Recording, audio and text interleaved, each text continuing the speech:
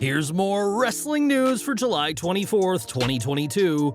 And we're starting off this afternoon with Vince McMahon, who announced his retirement this week, a month after the Wall Street Journal published their first of two articles about alleged inappropriate conduct with employees.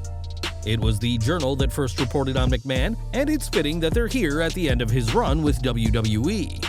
For the weekend edition of the publication, McMahon can be found directly on the front page with the ominous headline, "On the ropes for alleged misconduct, McMahon to retire." WWE is no stranger to being in newspapers, but that's usually for the activity in the ring rather than the scandal, and we doubt that this front page will take a place of pride on the wall in the McMahon mansion. Even before the McMahon scandal, there were rumors that WWE would sell to the right buyer, and that hasn't changed with Vince no longer around. The company is valued at close to $5 billion, and on Wrestling Observer Radio, Dave Meltzer discussed the possibility of Tony Khan buying WWE. Tony Khan himself, on this day, does not have the money to buy WWE, but would he have the contacts to put a proposal together? Would he want to do it? I think he would want to do it. Whether he could do it, pull it off before. Again, I don't rule that one out either.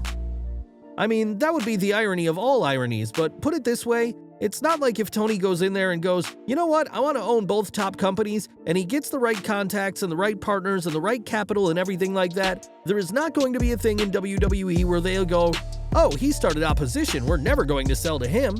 If he has the right offer, they will. Buying your opponents is something Vince McMahon is well versed in, doing that to WCW in 2001, but to be fair, that company was on its last legs when they were purchased for around $2 million, while WWE has never been more profitable. Another possible candidate to buy WWE is The Rock, who has a long-term friendship with WWE co-CEO Nick Khan, going all the way back to their childhoods in Hawaii. Alvarez said that with Nick Khan's wife being a showrunner on Young Rock and Rock's daughter Ava Raine part of the business, that a purchase is viable even if Rock doesn't have the capital right now. He added that while it's still a bit of a stretch, it wouldn't be the first time The Rock had bought a company from McMahon, referencing the XFL, which will launch next year. As for Khan, Alvarez concluded saying it's not expected that he will make an offer, but WWE wouldn't be put off just because he's the man who launched AEW 3 years ago. When Vince McMahon ran WWE, everyone had to accept his way of doing things, right down to what words were used on TV. Instead of a hospital, injured superstars were checked in at a local medical facility, while non-title matches were called everything other than that.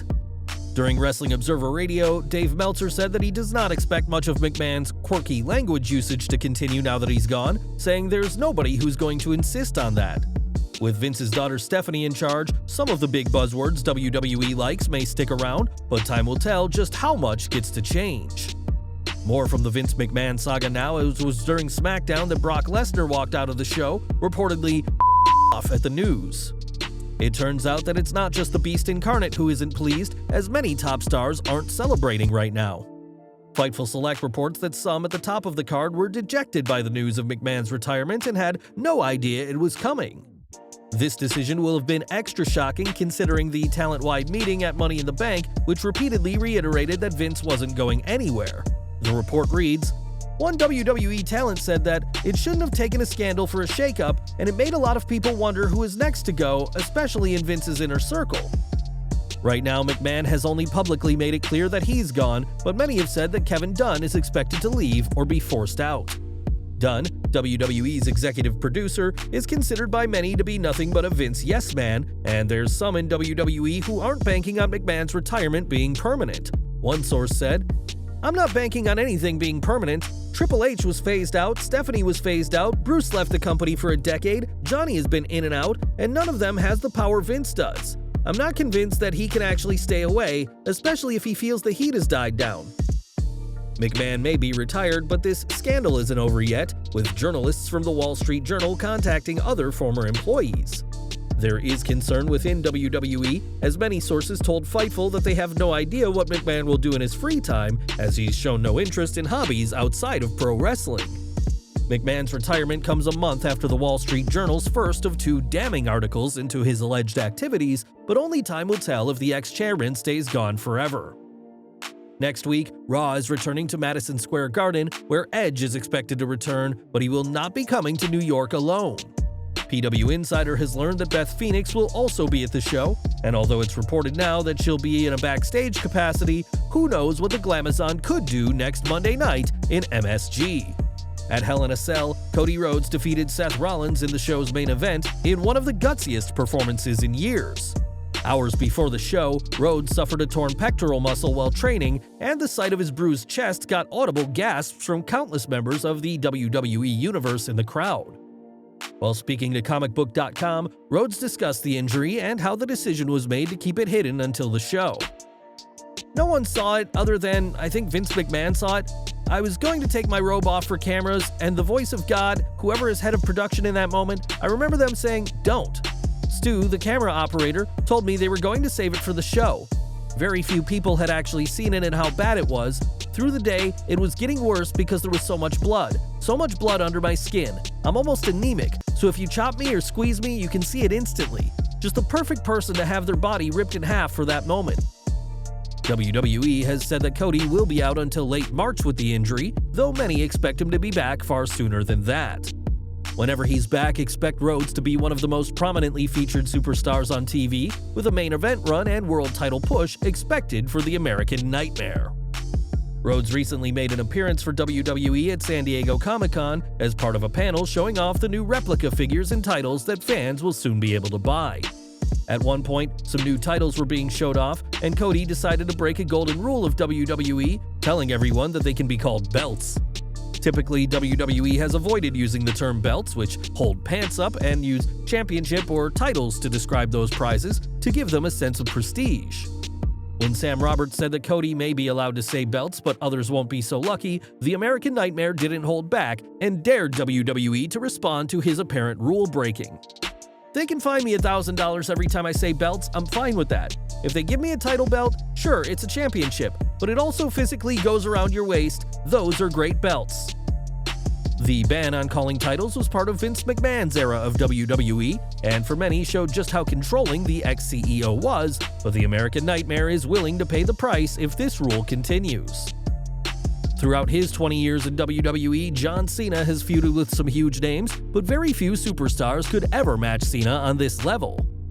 In 2014 and 2015, Cena feuded with Bray Wyatt and Seth Rollins, but these aren't feuds that Rollins at least fondly remember.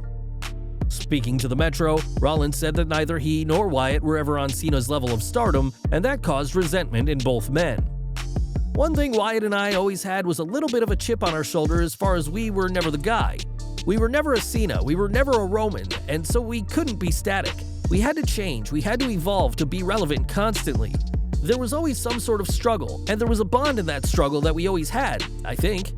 We go in separate directions and do different things, but at the end of the day, there's always a connection there. Wyatt hasn't wrestled since his departure from WWE last year, though he has said he's not done in the ring yet. And perhaps when both men reach 20 years of their respective careers, they'll be held in the same high esteem as Big Match John. Now, New Japan's Will Osprey and AEW's Kenny Omega have been at odds for some time now, and this week, things got taken to another level due to a shirt. On Friday, PWT said they had removed a shirt featuring Osprey doing a one-winged angel with text on the back reading, "Better than the best bout machine," a nickname for Omega. PWT said they had received a cease and desist that led to the shirt being removed, and in a video, Osprey said Omega was a hypocrite as he and the Elite would continue to tease using the too sweet. Despite a cease and desist, Omega took a much different route with his tweet, apologizing to fans of Osprey and saying that all orders so far will be honored, but this shirt won't be available for future purchases anymore. And we're ending with Brock Lesnar, who, like we mentioned earlier, walked out of SmackDown this week over the news of Vince McMahon's retirement. While Brock did return by the end of the show, his brief walkout left WWE scrambling and had a lot of people thinking about another recent walkout. After their own walkout in May, Sasha Banks and Naomi were suspended by WWE and called unprofessional on the air, two things that didn't happen to Brock. This apparent hypocrisy has not gone unnoticed, as on Twitter, Saraya, formerly WWE's Paige, tweeted that Michael Cole should have said Brock had let the WWE Universe down, the same line he uttered when speaking about Banks and Naomi. Instead of being removed from TV and bashed publicly, Lesnar will instead be challenging for the undisputed WWE Universal Championship in the main event of SummerSlam, but his actions, as well as WWE's lack of response, has led to a lot of backlash. Well guys, that's our news for today. Please share your comments below. Also hit the like button, subscribe to our channel, and hit the bell icon to receive all notifications. And as always, thanks for watching.